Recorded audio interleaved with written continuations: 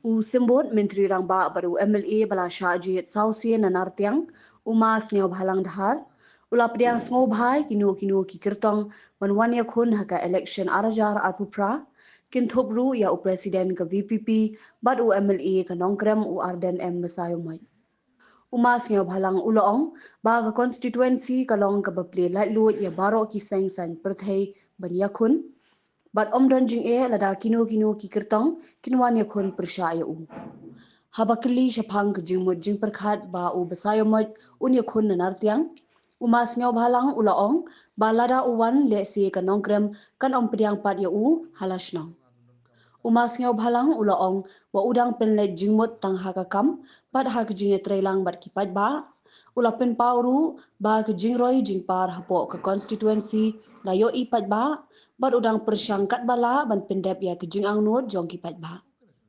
ulapin pau ke jing syania ha kipat ba ka nartiang da ka boong ba kipat ba kilong kibastan namar kilajid ya uju u MLA Sausien Linter bat kim shupin kelayo MLA manla kasan snem kum kanong krem Mudah kabay ba don gi baong ba don contest but kondisi nga anybody is welcome, no problem.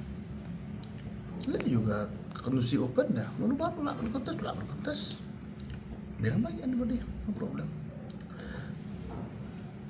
For me, no threat, just inform anybody who come contest. I have to work hard only. Kata tu nak guna terai bagai, lalu uannya lah, yo kena klaim apa dengan siu. Never know. Ya kadi belum mana kondisi jong atau don kampataya dah piu terai. Saya mau mengalami aku buku apa but I'm trying my best. That is my part as a local MLA.